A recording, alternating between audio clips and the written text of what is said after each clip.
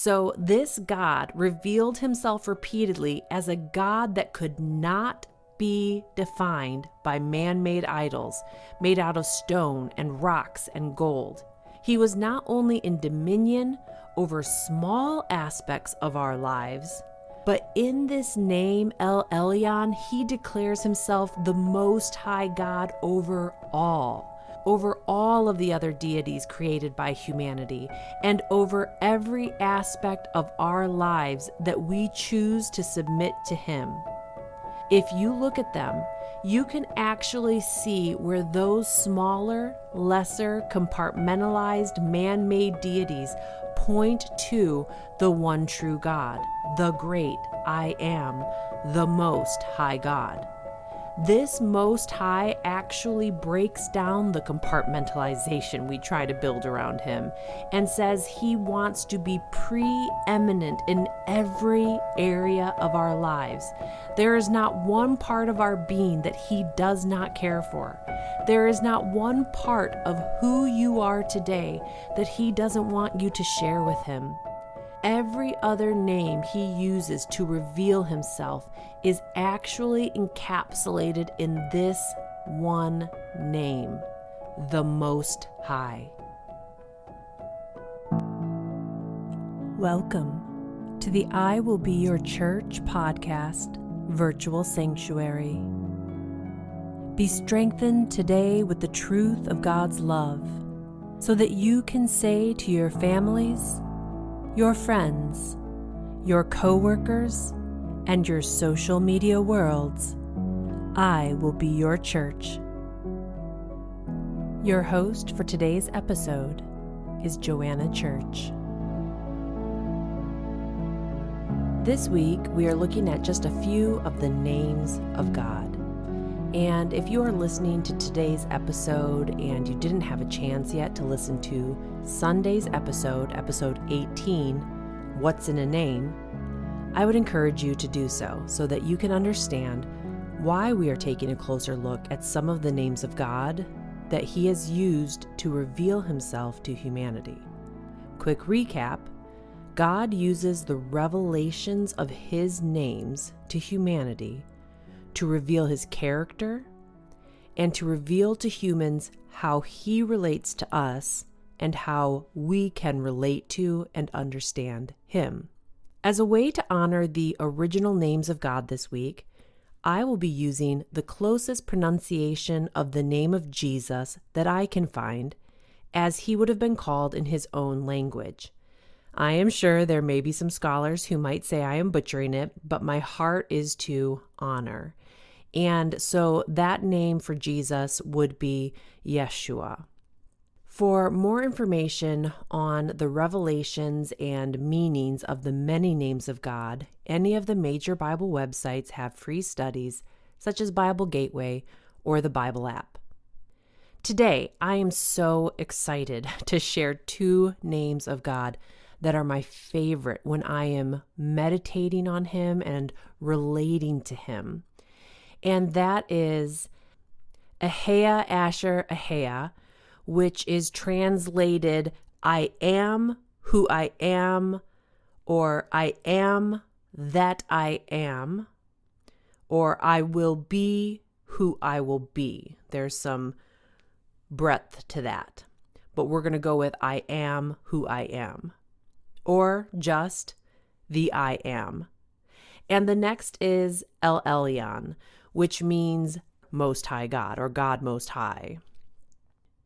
The reason that these are two go-to names for me in my relationship with God is because of the all-encompassing nature of these two names. When I am struggling with any area of my life, whether it is spiritual, mental, physical, emotional, relational, financial, I can turn to the I am, the always existing and infinite one, and the Most High God, who is higher and stronger and greater than all of my weaknesses and problems or failures or sins.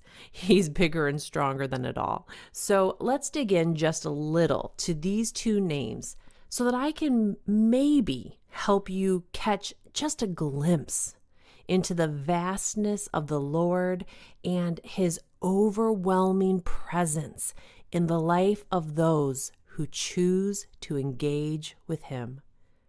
Let's begin with Ehyeh Asher Ehyeh, which translates as I am who I am, or I will be who I will be. The first time that he reveals this name is when he is introducing himself to Moses and telling him to go and lead the people of Israel out of slavery from the Egyptians. You can look the full story up in the first few chapters of the book of Exodus. The Bible then goes on to use this full name, I am that I am, or some variation of this name, sometimes just the I am, over 6,000 times. So it's definitely a message about himself that he is trying to convey to us. An interesting note is the gender or biological neutrality of this statement.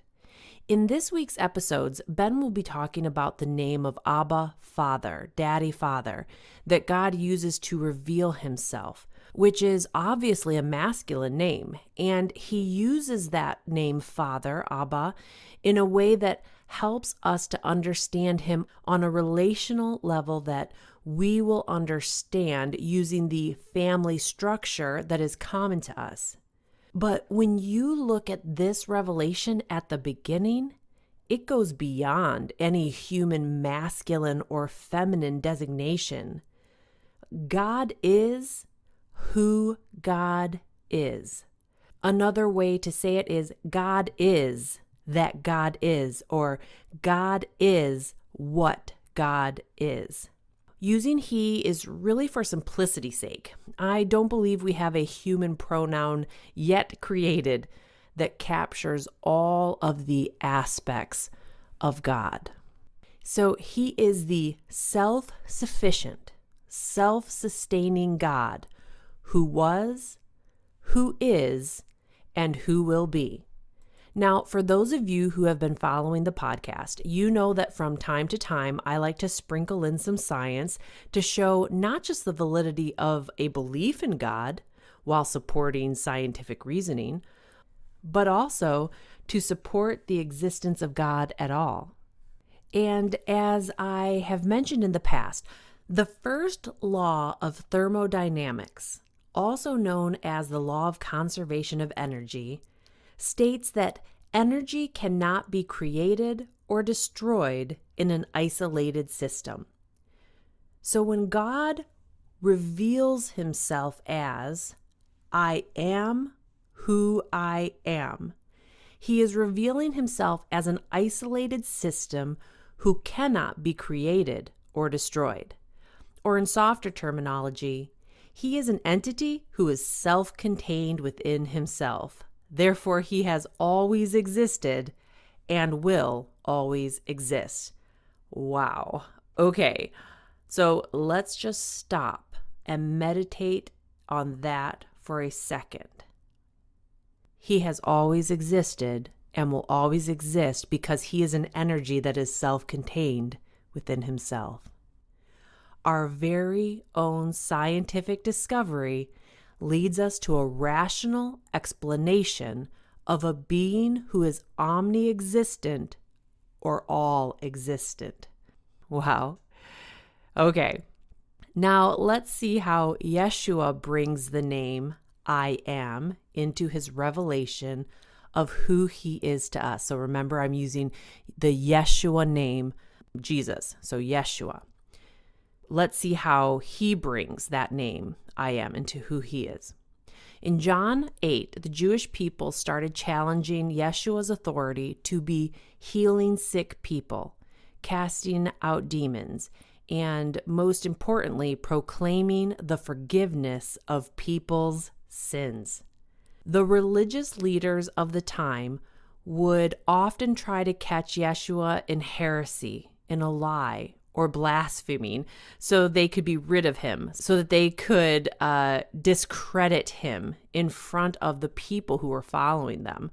Gosh, this sounds like some people today. But they would bring up challenging topics to try to trip him up. So let me share this exchange that Yeshua had with them. So again, this is from the book of John.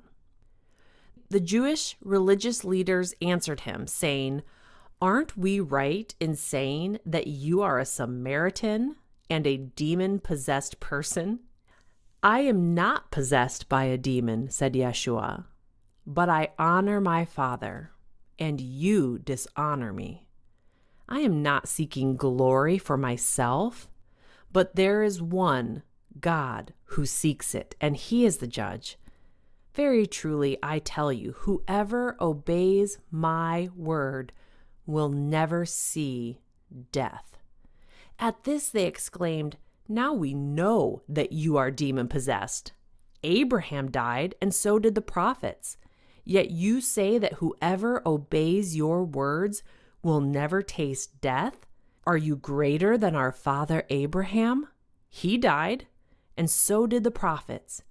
Who do you think you are?" Yeshua replied, "If I glorify myself, my glory means nothing. It's my Father, whom you claim as your God. He is the one who glorifies me. And even though you do not know him, I know him. And if I said I didn't know him, I would just be a liar like you. But I do know him, and I obey his word. Your father Abraham rejoiced at the thought of seeing the day when I would appear on this earth. He saw it, and he was glad. You are not yet 50 years old, they said to him, and you have seen Abraham? Very truly I tell you, Yeshua answered, before Abraham was born, I am. So, for those of you wrestling with where Yeshua fits into the revelation of God, hear him in his own words. Before Abraham was born, I am. All right, that alone would be enough to get your mind, soul, and spirit challenged and thinking today, but I am going to take you even deeper for a few minutes into the name Elyon, God Most High, or the Most High God, which was introduced even earlier in the scriptures than I am who I am. The name Elyon, the Most High God, is first introduced to Abraham in the book of Genesis chapter 14. Why was it so important for the God of Abraham to reveal himself this way to humanity? Why is it still important today that we understand and seek relationship with Elyon, God Most High? To understand the implication of this name, compare this to the Egyptian temples then and the numerous religions and temples that we have today. The Israelite nation lived surrounded by temples dedicated to deities that had faces and bodies and birth stories and death stories, and most significantly, they had names and dominion over only certain aspects of life, right? So basically, each little god had their own compartment of life in which they were supposed to be relating to humans. The Greeks and Romans of Jesus' time had temples filled with idols and statues that represented their deities. The same is true in certain religions that are in the world today. But whenever I think about this, I think of that phrase from those old Highlander movies and series, there can only be one. So this God revealed himself repeatedly as a God that could not be defined by man-made idols made out of stone and rocks and gold. He was not only in dominion over small aspects of our lives, but in this name, Elyon, he declares himself the Most High God over all of the other deities created by humanity, and over every aspect of our lives that we choose to submit to him. If you look at them, you can actually see where those smaller, lesser, compartmentalized, man-made deities point to the one true God, the great I Am, the Most High God. This Most High actually breaks down the compartmentalization we try to build around him and says he wants to be preeminent in every area of our lives. There is not one part of our being that he does not care for. There is not one part of who you are today that he doesn't want you to share with him.